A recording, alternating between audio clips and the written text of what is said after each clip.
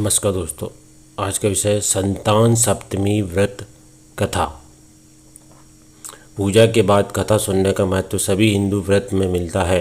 संतान सप्तमी व्रत की कथा पति पत्नी साथ मिलकर सुने तो अधिक प्रभावशाली माना जाता है। इस व्रत का उल्लेख श्री कृष्ण ने युधिष्ठिर के सामने किया था। उन्होंने बताया यह व्रत करने का महत्व लोमेश ऋषि ने उनके माता पिता देवकी और वासुदेव जी को बताया था।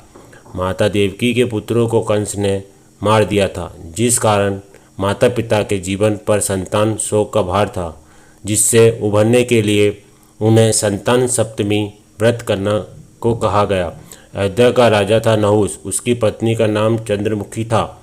चंद्रमुखी की एक सहेली थी जिसका नाम रूपवती था।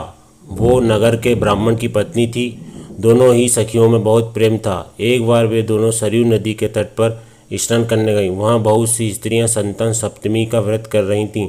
उसकी कथा सुनकर इन दोनों सखियों ने भी पुत्र प्राप्ति के लिए इस व्रत को करने का निश्चय किया और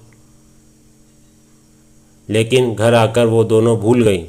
कुछ समय बाद दोनों की मृत्यु हो गई और दोनों ने पशु योनि में जन्म लिया। कई जन्मों के बाद दोनों ने मनुष्य योनि में जन्म लिया। इस जन्म में चंद्रवती का नाम ईश्वरी एवं रूपवती का नाम भूषणा था। ईश्वरी राजा की पत्नी एवं भूषणा ब्राह्मण की पत्नी थी। इस जन्म में भी दोनों में बहुत प्रेम था। इस जन्म में भूषणा को पूर्व जन्म की कथा याद थी, इसलिए उसने संतान सप्तमी का व्रत किया, जिसके प्रताप से उसे 8 पुत्र प्राप्त हुए। लेकिन ईश्वरी ने इस व्रत का पालन नहीं किया, इसलिए उसकी कोई संतान नहीं थी। इस कारण उसे भूषणा से ईर्ष्या होने लगी थी और उसने कई प्रकार से भूषणा के पुत्रों को मारने की कोशिश की, लेकिन उसके भूषणा के व्रत के प्रभाव से उसके पुत्रों को कोई क्षति न पहुंची। थक हार कर ईश्वरी ने अपनी ईर्ष्या एवं अपने कृत्य के बारे में भूषणा से कहा और क्षमा मांगी। तब भूषणा ने उसे पूर्व जन्म की बात याद दिलाई फिर और संतान सप्तमी के व्रत को करने की सलाह दी। ईश्वरी ने पूरे विधि विधान के साथ व्रत किया और उसे एक सुंदर पुत्र की प्राप्ति हुई।